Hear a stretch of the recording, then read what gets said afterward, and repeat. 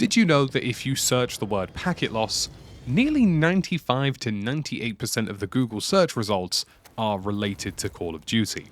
And that's because when Modern Warfare 2, Call of Duty Vanguard, and Modern Warfare 2019 released, Call of Duty built such a bad reputation for having laggy servers, bad hit registration, and poor network experiences that it basically dominates the internet search for anything associated with lag. If you search the word packet burst, it is literally the only result.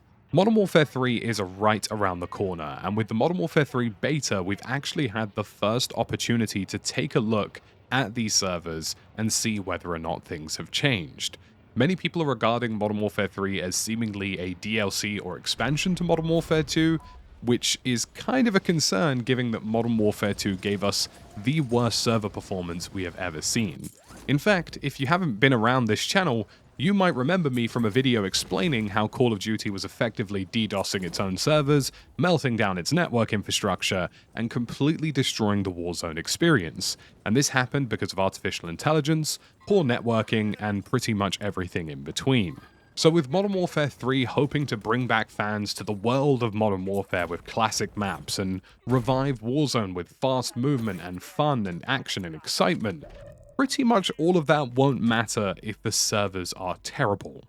Now, I've got good news and I've got bad news, so I'm going to start with the good news first and then we'll talk about the bad news. But it actually looks like they've made some progress here. So if you're wondering if the Modern Warfare 3 and Warzone 3.0 servers will be any good, you won't actually be all that sad. So first, let's start with what we already know about previous Call of Duty server performance. Now, I'm going to be using a lot of technical terms here, so I'm just going to blanket over all of them and explain it in a very simplistic format. When I say a server tick rate is how much a server is updating between your game that you're physically playing at your system and the actual physical server that's processing all of the data.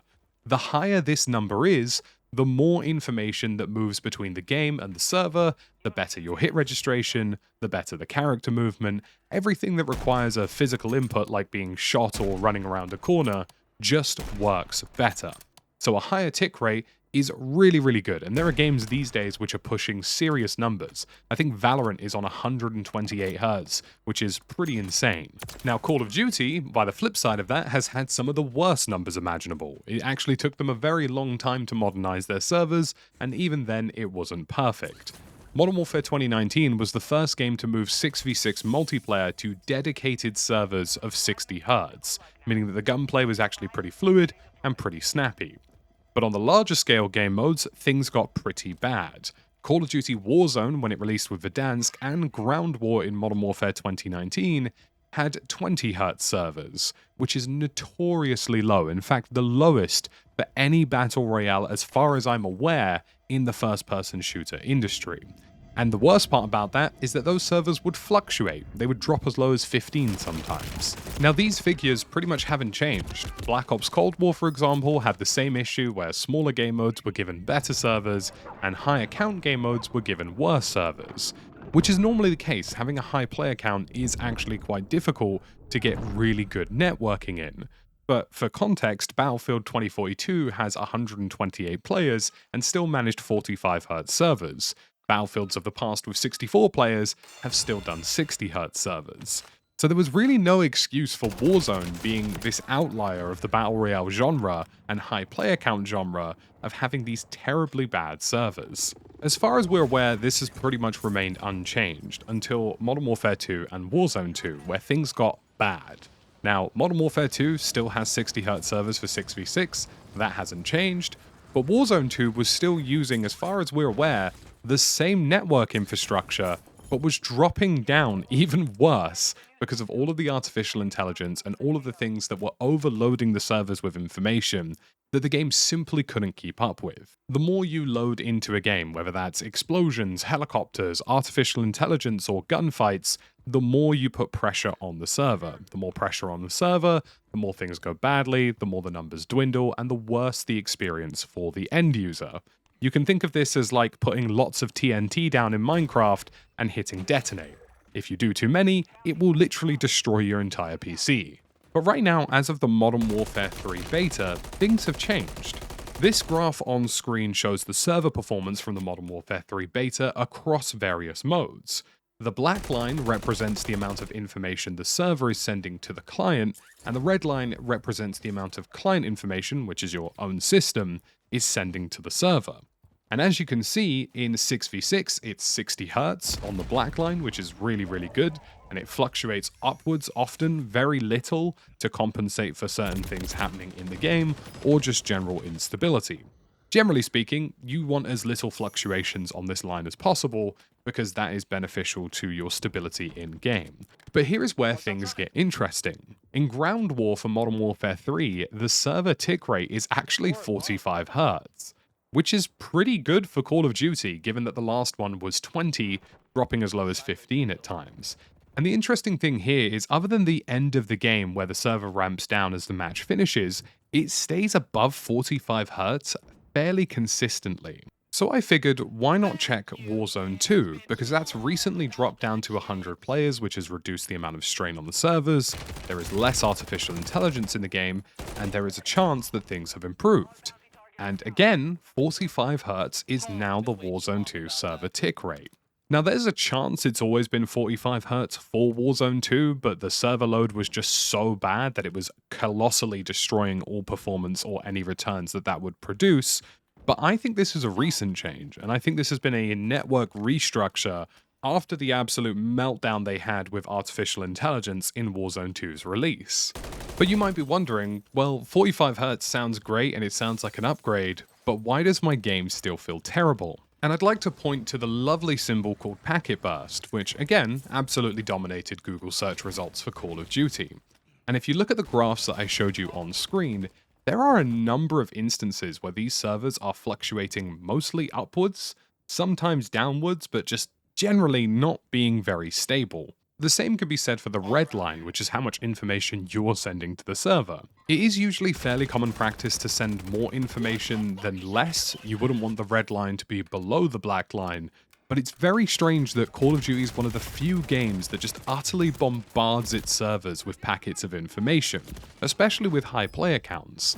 Really, you want these lines to be fairly flat and similar. You want them to almost be overlapping in places, which you'll see from most other games. And what these lines, in my opinion, are illustrating is server instability, times where the server is overloaded and trying to overcompensate for things that are happening in-game. And the evidence to me is the packet burst symbol, because the packet burst symbol in this game only ever seems to appear whenever something demanding is happening on the server. And you can see this really simplistically in Ground War. When you first spawn into Ground War, and all the planes are coming in and the vehicles are coming in, the packet burst symbol is almost constant. And adding even more fuel and evidence to this is even in attempted LAN setups such as the World Series of Warzone and Call of Duty Next, the servers were still showing packet burst despite it being a closed loop system, which means that the actual internet connection shouldn't be a concern. It's something that is occurring on the server side and not something happening because of individuals' internet. I have a 3 gigabit fiber to the premises connection, so I should basically never suffer from any kind of packet loss or packet burst because I quite literally have the best internet you can get.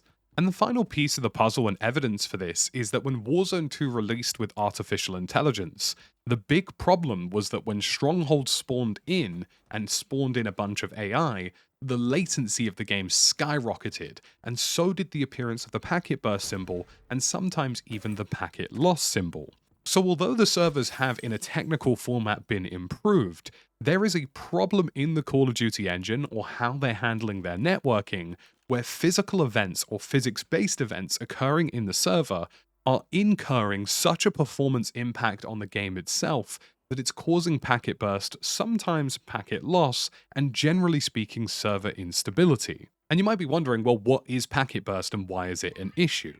Packet burst is when the information being sent between the client and the server shows up in bursts, often with larger amounts of data, which can overload what the server or the client is receiving, creating inconsistency. When information and packets start showing up in bursts, this can create inconsistency because this information can be lost in the process. When you start sending or receiving information in large chunks, there is the possibility that one of those large chunks might get missed out on.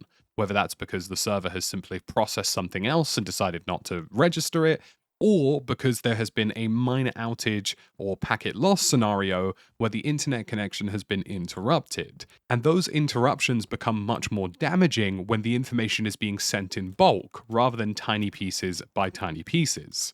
If I was to give you an analogy, it would be like me posting individual letters through your door or into your letterbox every single day. And then on one certain day, I decide to put 100 letters in at the same time. But because your letterbox is full, or maybe you've accidentally disconnected your letterbox, some of those big pieces of information end up being jammed onto the floor, they go missing, or they just get rained on. And suddenly you've lost that information that you otherwise would have had. So whilst these improved servers at 45 Hz are a fantastic thing and hopefully will carry on over into the Warzone Modern Warfare 3 integration, the fact that packet burst is occurring from what I believe to be server-side events or events happening in the game that are physics-based being overwhelming to the network infrastructure, it basically means that these 45 Hz servers won't make too much of an improvement to the game unless this is resolved. Many of you will often realize that when you have bad hit reg, bad gunplay, or the game feels a little bit stuttery, the packet burst symbol is on screen. So even if the servers are better, if the general performance is still shaky, it doesn't make a huge improvement. Now, much like reducing the player count and also reducing the amount of AI in the game, this can improve. There is a chance that Call of Duty can resolve some of these problems by looking into the amount of network blow that certain actions in the game are having, whether that's kill streaks, vehicles, physics interactions, whatever it so happens to be. There are certain things happening within the game right now that seem to be adding almost fuel to the fire and making these servers have worse performance than they really should.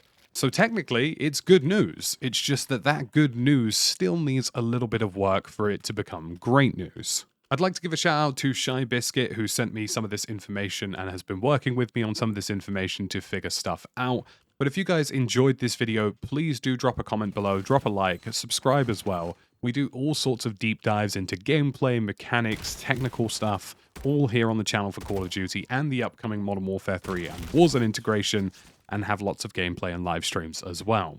As always, folks, thanks for watching, and I'll catch you in the next one.